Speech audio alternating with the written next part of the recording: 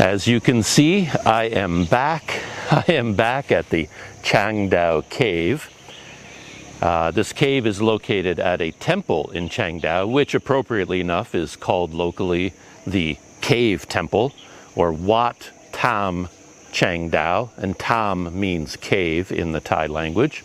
So if you're looking on Google Maps to find out where this place is in Chiang Dao, look for the Wat Tam Chiang Dao, the cave temple, and you go inside the temple complex to get to the cave.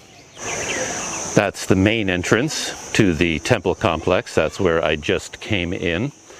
And something I almost missed on my last visit is right here on the right, there's actually a museum. Unfortunately, it's closed, but you can come up to the window and take a look inside. And there's quite a large drum here on a wheel.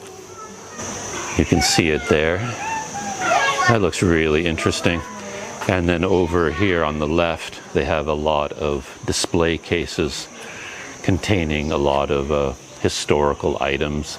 I assume that have something to do with the history of this area, the history of the temple, or perhaps some of these items even date back to ancient peoples that used to live inside this cave, you know, and used it as a home or shelter. I don't know.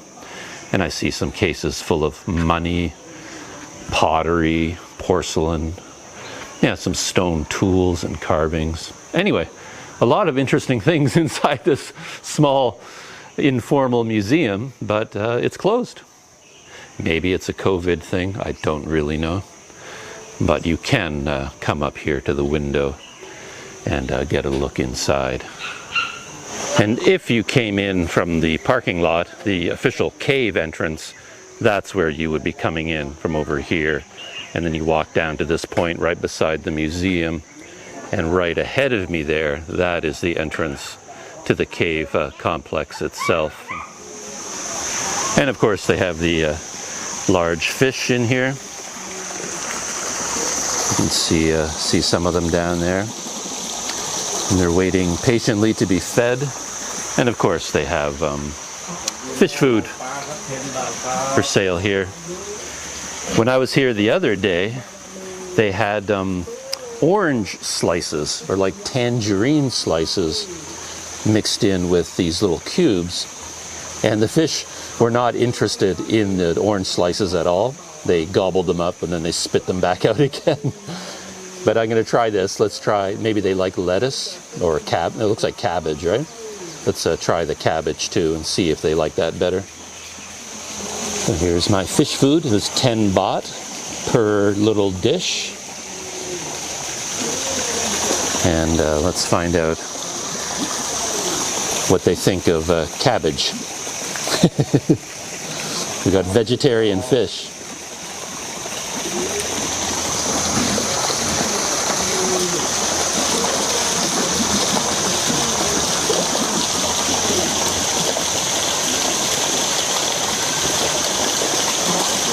Yeah, they seem happier with that. Like I said, with the tangerine slices, they spit them right back out again. But I don't see them doing the same thing with the cabbage. Big fish.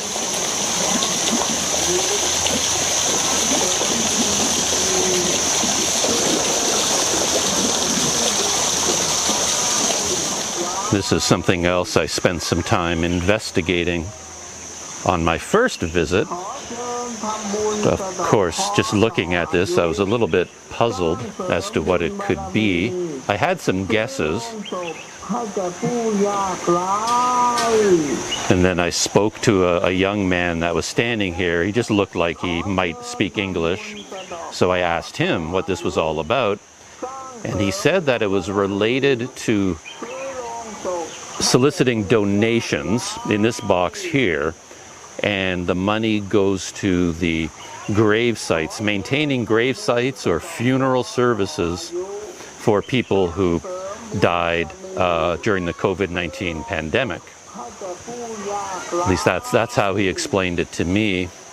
And that's why this fellow is wearing a mask, he said. It's also encouraging people to adhere to all the health protocols in Thailand, wearing a mask and social distancing and all that stuff. This is something else that I completely missed on my first visit, at least on my way in. I never noticed this. And I guess, yeah, on the first visit, I'm so focused on where I'm going, maybe I miss things at the beginning. But they do have a sign here that gives you the opening, closing hours, 7 a.m. to 5 p.m. every day. And this is where I got the information about the zones. As you can see, zone 1 is Tam Pranon, the main cave, and you can explore on your own with electricity provided. And zone 2 consists of 2 caves, Tam Ma and Tam Lavalier, about the same distance, the same length, but you have to have a local guide and a lamp, and it costs 200 baht. And here at this information board, I didn't even realize this yesterday after I even read the board, all these top pictures are from the main cavern, Tam Pranon. So those are some of the rock formations you can see on the inside. And then at the bottom, there are a whole bunch of photographs of rock formations from Tam Ma, which is part of the lantern guide experience. So that's what you can expect to see when you pay your 200 baht. So I assume the guide will point these out and tell you that, you know, for example, this is the serpent head rock. This is the double candle rock. The elephant lung rock, things like that. So these are the things you're going to see on the inside, except there won't be any electricity, no electric lights there. It's a beautiful place and beautiful setting, as you can see. Oops.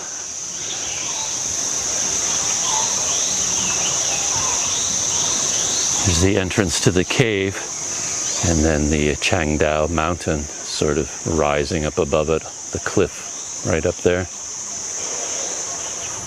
All right, enough dilly-dallying around the outside of the cave. It's time to head into the interior. So there it is. I have ticket number 2 for 40 baht.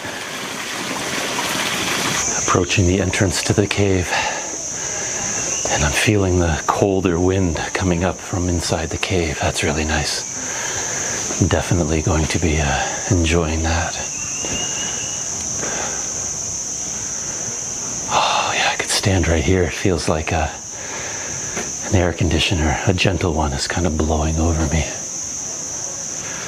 And I showed quite a bit of this cave in my first video. I shot a lot of video while I was in here.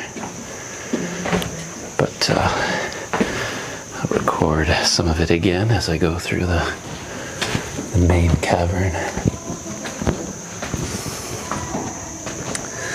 As I said, it's always so interesting to see these places a second time, and you definitely appreciate them more.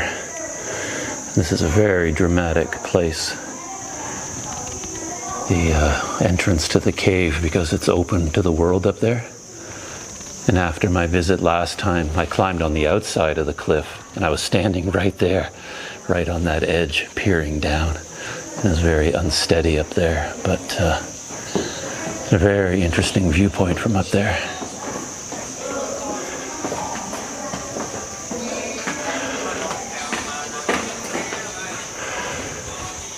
Before I head into the dark cave, I'm just going to climb up here onto this platform for a minute. You have to take your shoes off to come up here, of course. It's a very beautiful spot here.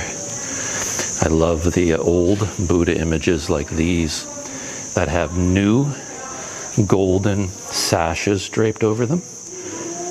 And you can see that these images also have gold foil. People buy strips of gold foil and then they place them on top of these Buddha statues as part of the Buddhist ritual to gain merit. It just gives them a very interesting look to see all those golden patches and the golden sash on what looks to be a very old statue. Yeah, this is a very romantic spot. Very atmospheric, very scenic. Seems crazy now, but yeah, I was standing right there on that edge, looking down. From up there, I'll tell you, it looks a lot higher than from down here. It's quite scary to stand there on that edge.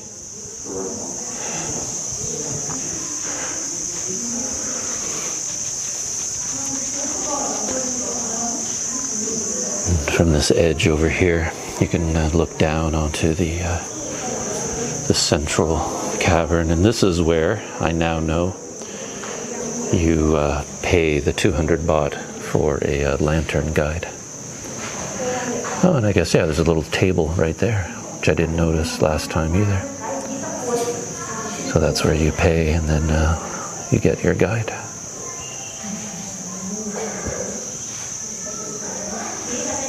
I'm here quite a bit later in the morning than I was last time. So it seems like there's a lot more visitors here today. I've seen a few groups of Thai people and foreigners pass through.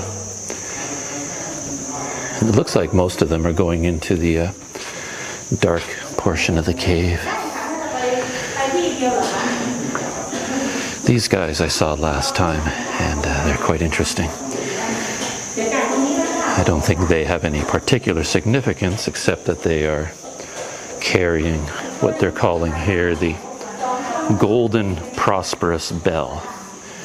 And according to the sign, this bell weighs 200 kilograms. And it's embedded with the name of the founders of the Chiang Dao cave. And the way this works is, you can see those people moving to the left with the lantern guide. So that's the dark cave where you need a guide, but you could continue to the right here. And that's the open section of the cavern over there. That's all lit up with electric lights. There's a very nice arrangement of statuary here as well. Lots of golden foil has been applied here. Though I haven't seen anywhere where they're selling or giving the gold foil, in exchange for a donation. Normally I see that. Wow, look at that. They're really covered in gold.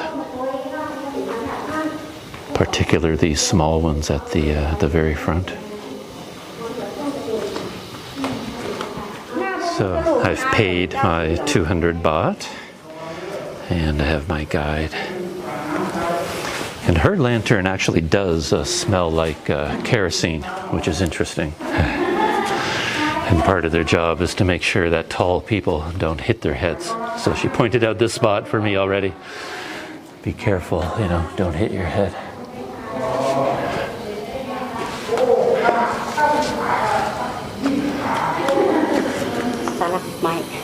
Yeah. Stalagmite. Yes. Comes up.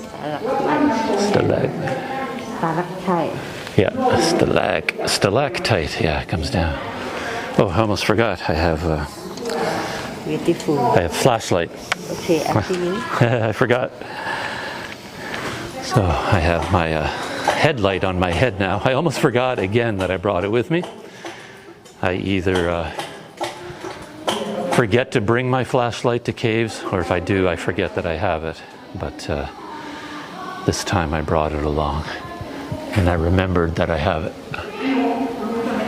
There's the first of what will probably be many bats.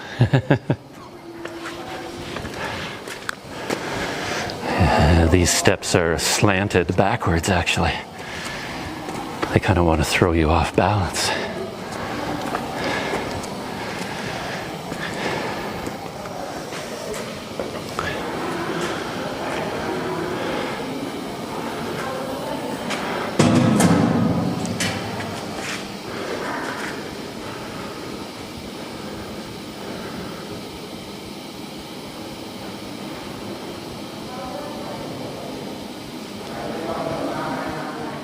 One thing I was curious about is how much you have to bend over to go through this cave.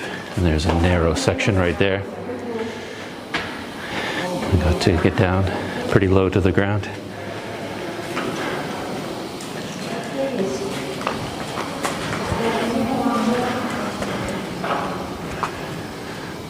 Well, she did that okay. It's going to be a bit harder for me.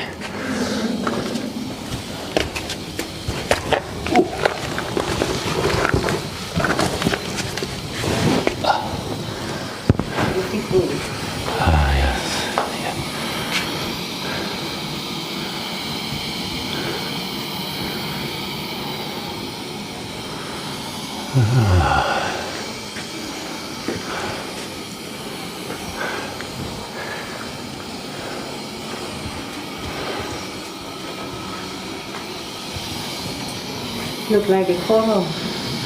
This is a pakang. Look like a horse. A horse? Yeah, horse. Ma, nickname Thailand, Ma. Ma. I'm trying to see the horse. So far I don't see it. I'll see maybe later on.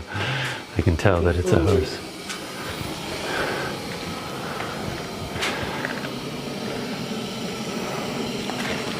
Yeah, it's a very nice ceiling up there.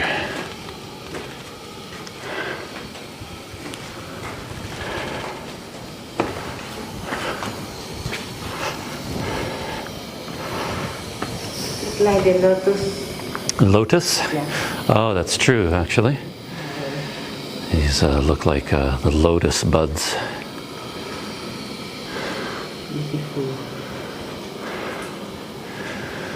But this particular type of formation, I always see skeletons in there, like skulls in particular. I see skulls everywhere. There's one small bat up there, or two.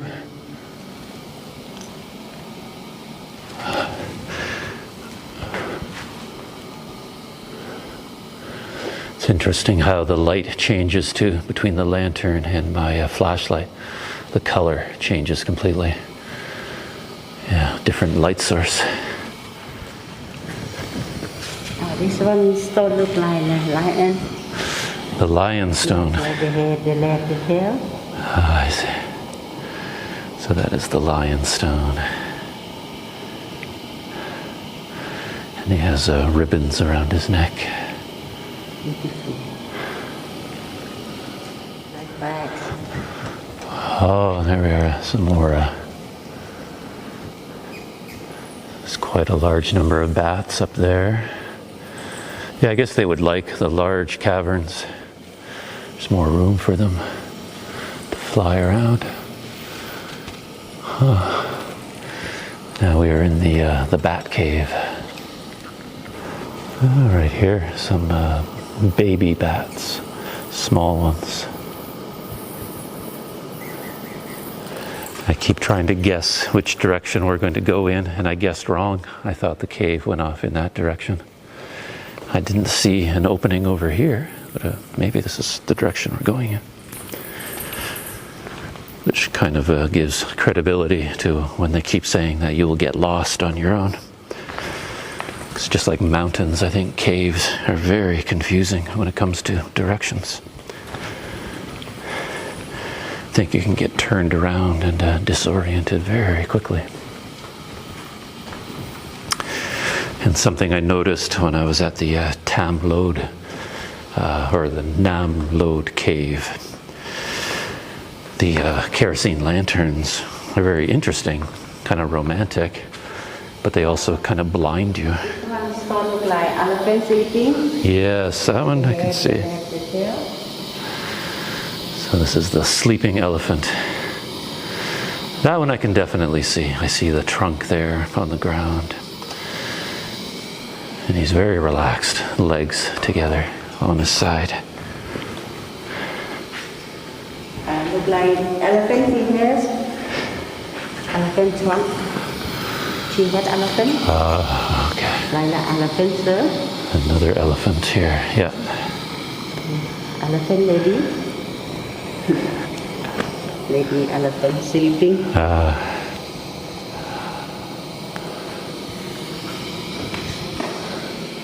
This one, the leg, the chicken leg. Chicken leg? Yeah.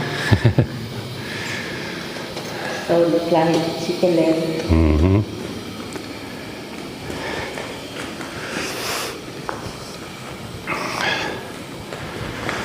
I find I have to... Like a baby elephant? Got a baby elephant. So I guess she was saying the reclining elephant is known as a female, and the other one is a male, and this is the baby. I think the way these rocks form in caves, it just sort of lends themselves to elephant shapes. Just sort of happens naturally. So right there, that kind of shape always looks like the two big legs and a trunk. You see that quite often. Oh boy, okay, this one is definitely going to be a challenge to get through. Careful. So that's something to know in advance for this cave, that you have to go through there. It'll be hard for me with my knapsack. I think I'll have to turn the camera off. So that's what I just came through, and that was no joke. I had to remove my knapsack to do it. I hit my head 3 times, even when I was being careful. And that stone down there is very slippery, because your hands are very sweaty, and you end up slipping and sliding a lot.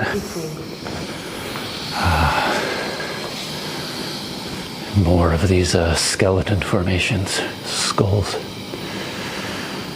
And again, talking about how easy it is to get lost in a cave. You know, just get a few feet away, you'd never know that that opening was there.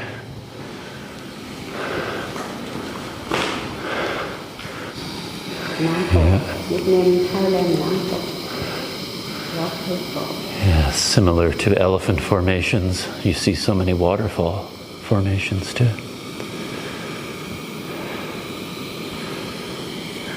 But I was just saying that I'm not sure if there's another way to go through the cave where you don't have to go through that small tunnel.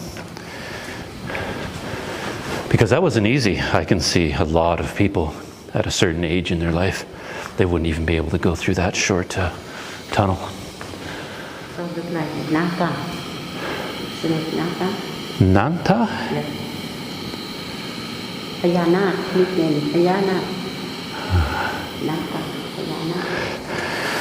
I'll have to look at the pictures on the outside to figure out what this one is supposed to look like. Because I don't see, I didn't understand what she said. But I like that stalactite coming down from directly above it. You can just see a drip of water forming at the very tip right there. That's a beautiful stalactite. And it will eventually meet the stalagmite coming up from the bottom. You can see how they're like 2.5 feet apart right now. I wonder how many thousands of years it will take for them to meet. But yeah, eventually those two are going to form a stagnate. Yeah, this is a beautiful cavern, this one. I really like it. Look at that.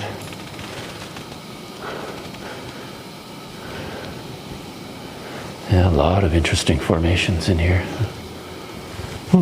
Very nice. Yeah, it's another interesting formation. They always remind me of tentacles as well, like squid tentacles coming down.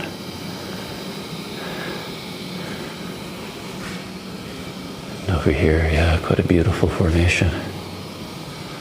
So much variety in them. It's really something.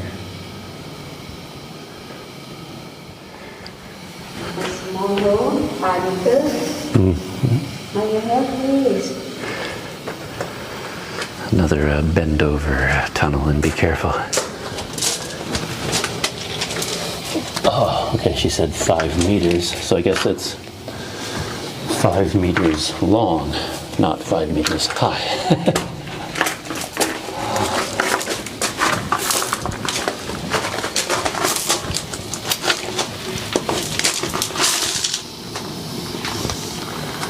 There's my guide waiting for me.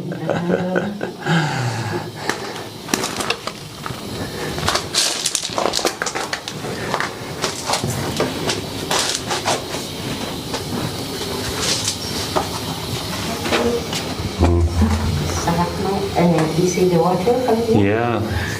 And stalactite. Yeah, you can see down there at the bottom how wet the stalagmite is. Water dripping from here above it. I've got a few more meters to crawl.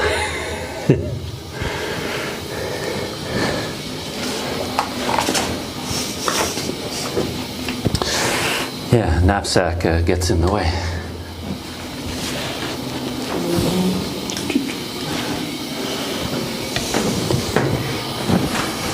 Stalagmite and stalactite. Yeah, right here. You can see where two of them have met. And right there would be the join. You can see one coming up and one meeting right there. That would be the join right there. The stalagnate, it's called. Or you can just call it a column or a pillar.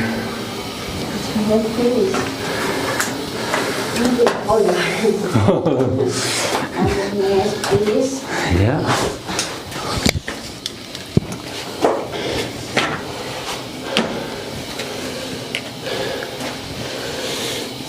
Put this on my head. Would be better. There we go. Oops.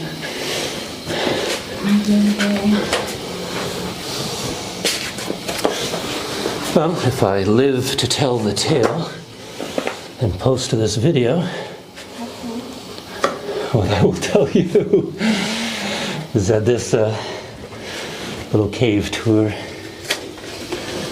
no, it's not impossible, but it's not easy either. This is a challenge.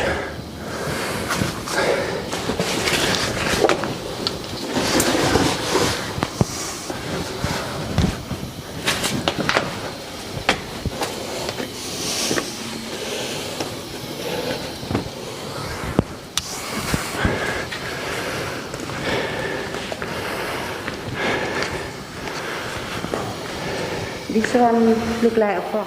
And this is the frog formation. That's where we just came out of. But of course, I'm making it far more difficult than it needs to be. Another point where the stalagmite and stalactite are going to meet. But I was just saying, it's much more difficult to go through that tunnel when you have a knapsack, quite a thick knapsack, as well as trying to hold on to a camera and a flashlight. If you didn't have that, it would be easier.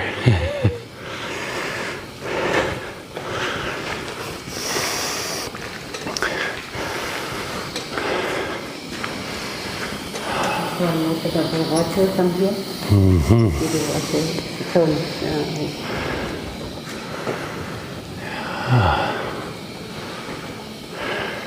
It's another one of these curtain rocks. A cat? There's the cat stone.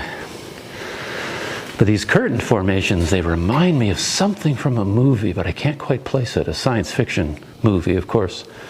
Something with a veil or a monster with all these tentacles hanging down in front of its face. It's just on the tip of my brain, but I can't quite make the connection, what it reminds me of.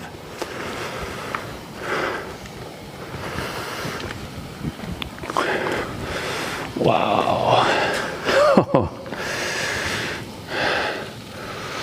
Another very large cavern. I wasn't expecting this cave system to be as big as it is. And it looks like there's a big landslide over there. Very high ceilings. This one stone look like a hand. And this one, yeah, looks like a hand. There's my guide going ahead of me with the lantern. Oh, look at this one. This one stone look like a coral. Coral, exactly, yeah. Very much like a coral reef. Yeah, I wonder if that one fell from the ceiling, because it doesn't look like it would have grown up that way. I'll bet you it used to be up there somewhere, and then it broke off and fell down. Like a waterfall. Another, yeah, waterfall. They always say these look like waterfalls, and then my brain sees skulls. But that one definitely looks like a curtain over there. Wow.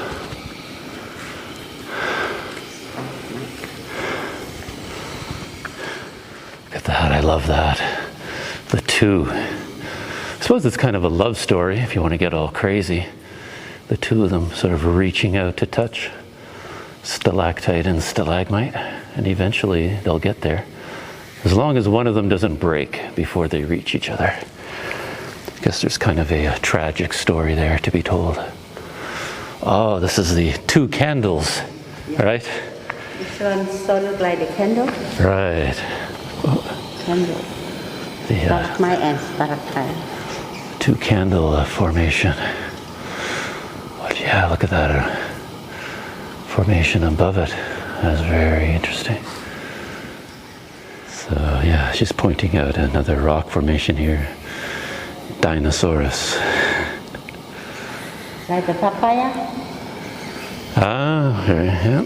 And over here I have a papaya. It's kind of an unusual one, actually. I haven't seen too many with that shape, like a bulbous shape at the bottom. Yeah, you don't see that formation. Yeah, very beautiful. A fan. Huh.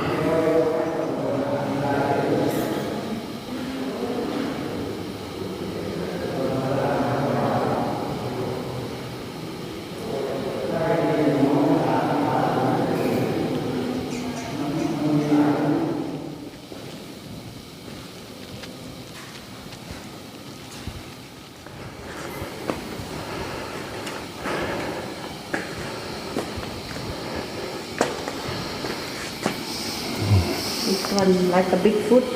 Oh, Bigfoot. Yeah.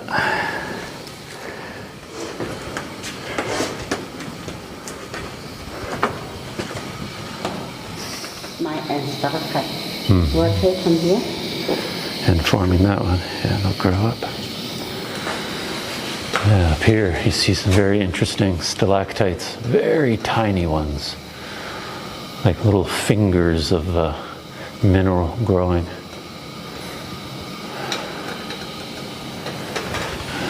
Yeah, it's interesting, they always come in pairs, right? Kind of that love story thing. One above and one below. This is quite an interesting spot. Look at that. And starfish. Yeah. 300 chiaจะประจบกัน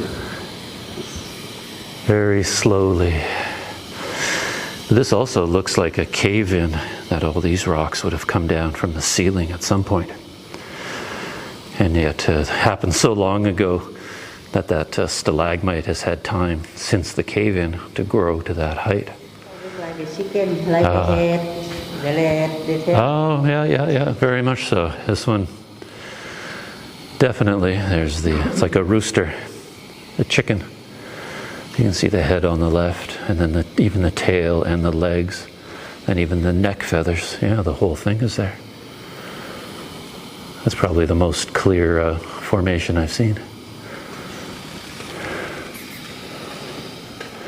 And then this one, yeah, picture frame.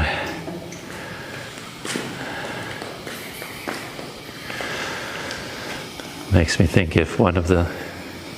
Stone look like the banyan tree. Banyan tree. Yeah. ต้นไม้ nickname.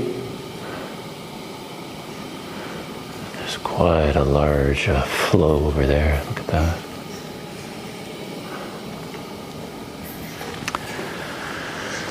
I was just thinking that if at one of these caves in Thailand, if the organizers had a really strange sense of humor, they could have something carved out of stone, something very elaborate on the outside, hire an artist to carve a statue that looks exactly like Michael Jackson or Elvis Presley. This one, stalagmite and stalactite. Yeah, that they met there. Then they could bring that statue in here and just tuck it away in a corner. And then as you're going through, seeing the chicken and the elephant and the waterfall, suddenly there's a perfect statue of Elvis Presley. That would be quite funny. Man, oh man.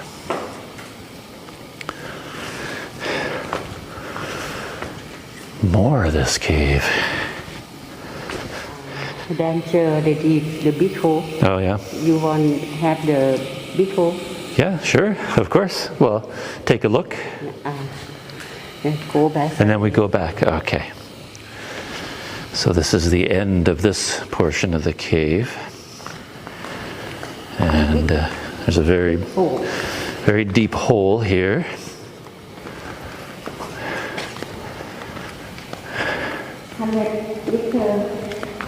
And then at this point we turn around and go back.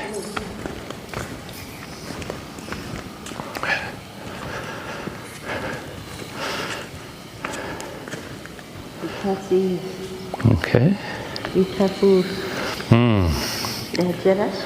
Yeah, there's the 100 meters. 100 meters? Yeah. Wow. Dangerous. Yeah, very dangerous. Whew. And yeah, it's right in the middle of this. Another huge cavern. Oh, quite a large bat colony up there on the roof, or on the ceiling. Huh. Okay. Yeah, she's being very careful to direct my movements around that hole. She would not want to be the first guide in history to lose a foreigner down the 100-meter hole. So, turning around and heading back. And something that occurs to me is all the signs saying that you could get lost in the cave. It isn't really that the cave is so extensive with so many tunnels that you would get lost in the tunnels. I think what's really going on is that you wouldn't know how to find your way back out, right? So I'm here now. If my guide ran away, it would take me a long time to find the little tunnels we went through to get in here. It could take a very long time, or maybe for some people, they could never find their way out. Again, not because the cave is so big and so complex, but just how do you work your way back to the opening? I don't know. So I'm very glad to have a lantern guide.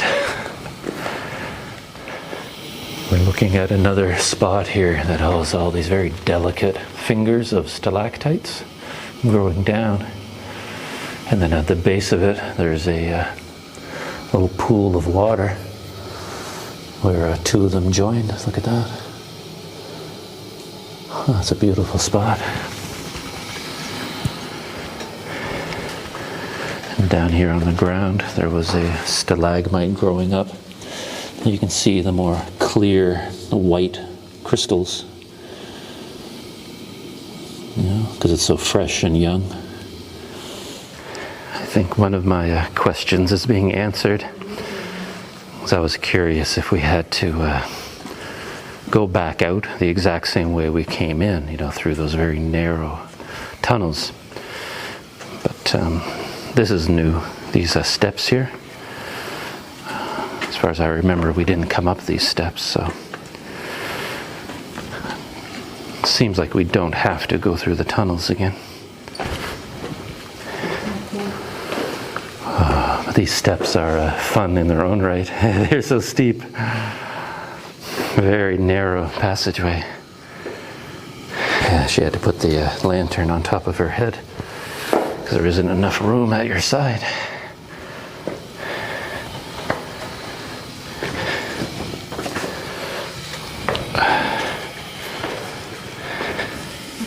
Please. Mm-hmm.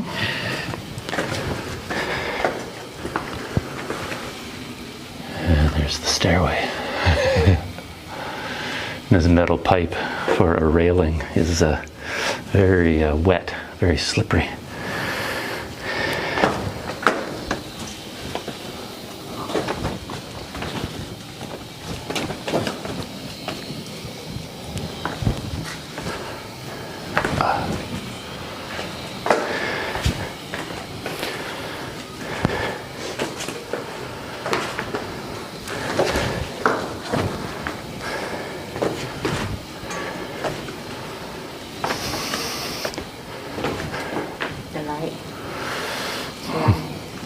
Oh, there's the, just off in that direction, you can see the light from the main tunnel, Taprom.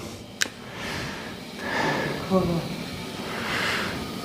and here as well, yeah, some formations that look like a coral growing.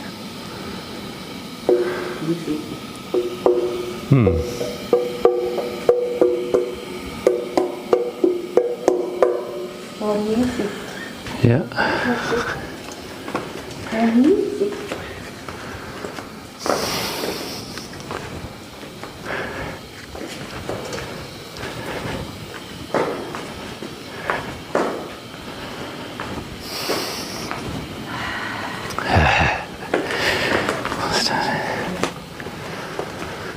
And here, I think we're coming to the end of this part of Zone 2. This cave meets up with the main cave that's all lit. This one is jellyfish. Jellyfish? Yeah. Oh, yeah. Jellyfish. You see the water from here to here. And here we are at the very end. Rejoining the main cave. Yeah, I remember this spot from when I came through.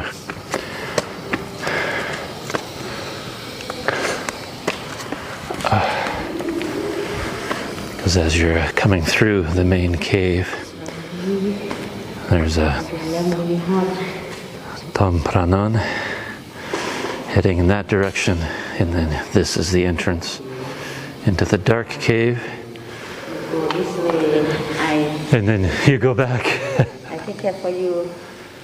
And that is the end of the lantern-guided tour of Zone 2. Oh, wow. I really enjoyed that very much. Well, I'm still confused about what the names of the caves, because at the beginning, Zone 2, they had two names for the caves. But now that I'm sitting here, there's a sign that has a third name, Tum Kia, which is supposed to be 474 meters long. Did I go into that cave as well as the two others? Are there three of them in Zone 2? I have no idea. In the end, it doesn't matter. You just follow your guide and go where they bring you. And my guide, it's funny how these experiences, you come to see the cave, but probably 5 years from now, I won't remember anything about the cave, but I'll remember my guide, right? So she was part of the experience. She's very nice, very gentle, and kind of grandmotherly. Of course, she didn't speak any English. Even when she was telling me the names of the various rock formations, what they're supposed to look like, I couldn't really understand what she was saying. I really had to think. It's like, oh, elephant. Okay, that's an elephant. Oh, that's a rooster. Okay. Yeah, I couldn't really understand her. I think she felt bad. She kind of apologized at the end, that she doesn't speak that much English. Yeah. And it's interesting that all these guides that I've had, all of them wear flip-flops, all through there. So you think as a visitor, maybe I should wear, really good hiking boots or something. And of course, they just race right through it on flip-flops, you know. But she did seem to struggle, like with the steps and things like that. It was hard for her to step up and down high steps. She wasn't as agile, you know, as maybe she should be for that kind of a cave. But definitely bring a flashlight. Any kind of flashlight that you have will help a great deal. It will help your experience. And I think it really helps out the lantern guide, because they know that even if they're a few feet away from you and the lantern isn't illuminating the ground, you're still okay. You know, they don't have to stick to you like glue to light up, you know, where your foot is going. Because the lantern does two things. It's supposed to light the interior of the cave so that you can see things. But more importantly, it lights up the ground so, you know, so that you don't trip and fall. And if you go in there without a light, you know, the guide has to follow you like really closely all the time and make sure that you can always see where your feet are going. And that's a lot of work, you know, for them to have to think about that all the time. So if you have your own flashlight and the guide can see, you know, that you're lighting your own way and you're not going to trip and fall, I think that makes them feel more comfortable. It's easier for them to do their job. And to be honest, my flashlight was better at lighting up the interior than that lantern was. Yeah, I'm very mixed on those lanterns. Overall, I don't like them because of the way they throw light. They blind you. So if you're staring at I spent the whole time in the cave like trying to look away from the lantern because it blinded me. You know, it would hit me with light. But if I was using my own flashlight, then, you know, I can see more clearly with just my own light. But anyway. And that lantern, this one was really quite smelly. It definitely was like a kerosene lantern. My nose is kind of burning a little bit because of all the, you know, breathing in all that kerosene smoke. This is the third cave that I mentioned on this sign. It says, you know, this area is off limits without a guide, but it says it heads to the Tum Kia. And that name is never mentioned at the entrance to Zone 2. So, yeah, I don't really know what the names are of the caves. But since I'm here in the main cave one more time, I've already seen this cave and I spent a lot of time here. But since I'm here and I got my camera up and running, I'll walk through the cave and go to the end as the end of my experience of Zone 2. I'm now in Zone 1. And I won't spend a lot of time in this cave looking at things. But let's just go for a walk to the end and back again. I guess one thing I can decide by going through Zone 1 again is what's the best order to do this in. And already I'm feeling like the way I did it the first time, that's the best way to do it. Come here to Zone 1 first, and after you visit Zone 1, then go into Zone 2, you know, into the dark cave. And I would do it on separate days, but that's just me, because I like to do things pretty slowly. But yeah, I don't know, I think you would appreciate this cave much more if you just came right here first without going into the dark cave before coming in here.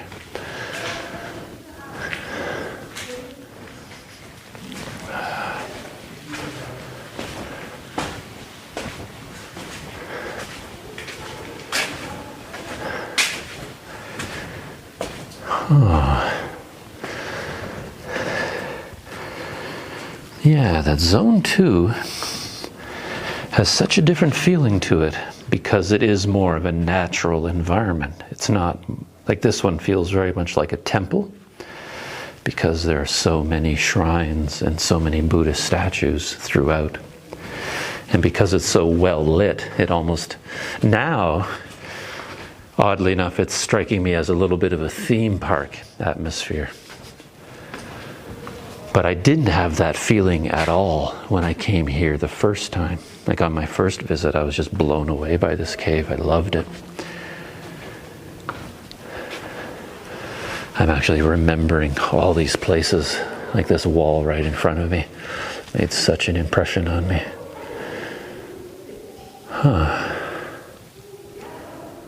But it feels very different being in here after being in the dark cave. I keep almost wishing that this cave wasn't lit up the way it is, you know? I kind of miss the atmosphere of the dark cave. There's no question you get to appreciate all the stalactites and stalagmites quite a bit more. You can see everything so clearly. Something else just occurred to me, and I'm thinking I must be right about this. It's just that in the dark cave, one of my main takeaways was this idea of the pairing of stalactites and stalagmites. Like you would see a stalactite like these two coming down from the ceiling, dripping water, and directly underneath them there would always be a matching stalagmite growing from the bottom. And we were always walking along rock and skirting our way through stalagmites growing up from the ground. But look at what's here. There's nothing like that here. This is all sand. And that can mean one of two things, I guess. It could mean that this used to be a riverbed in much more recent history, so we still have all of the river sand along the bottom.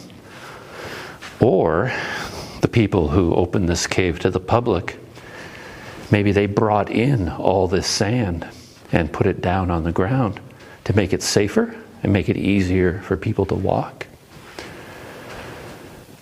You know, I wonder, because they're completely different. Here, there's all this sand. It's everywhere. It's quite deep, I think. And yet in the dark cave, there was no sand at all. It was just rock and stalagmites. So it makes me wonder whether this sand was brought in here on purpose. Well, we've reached the end of the main cave, Tam Pranon. And the main thing about this is the Reclining Buddha up here.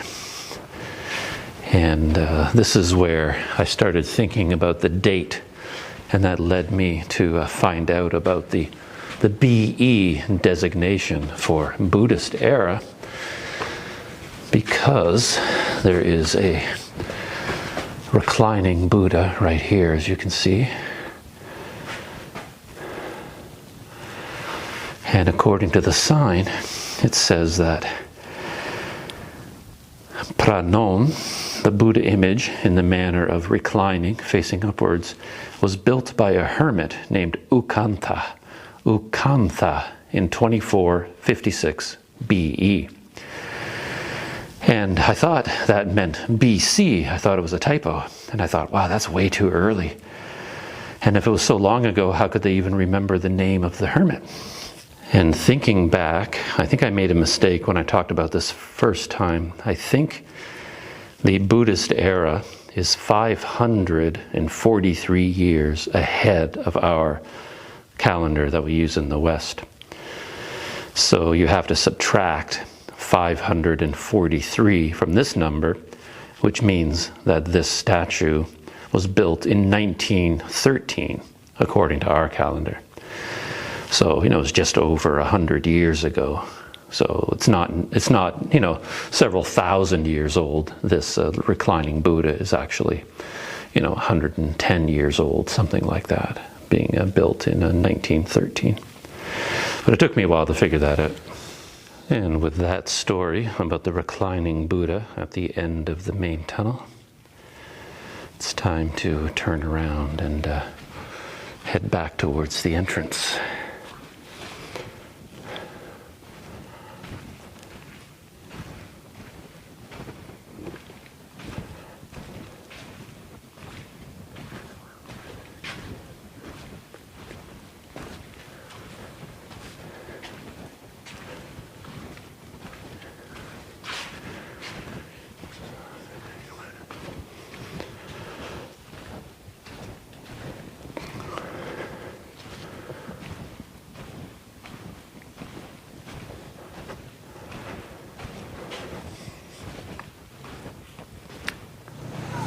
And that brings me to the end of my second visit to the Chiang Dao cave, with a focus on Zone 2 this time.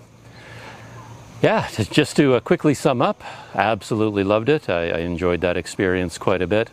I'm very glad that I did it the way I did, going to see Zone 1 on the first day, really spending a lot of time with that cave, figuring out all the systems, and then going back on a different day to go into Zone 2 to get the dark cave experience. That worked out pretty well for me.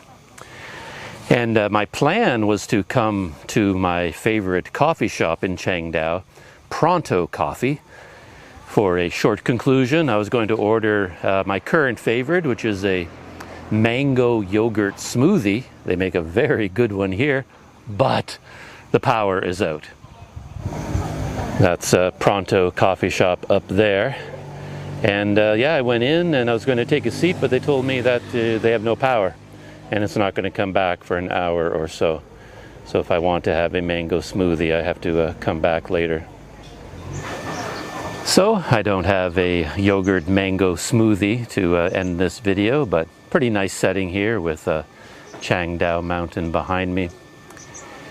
And with that, I think I will end my video about my visit to Chiang Dao Cave, and I will see you in the next video.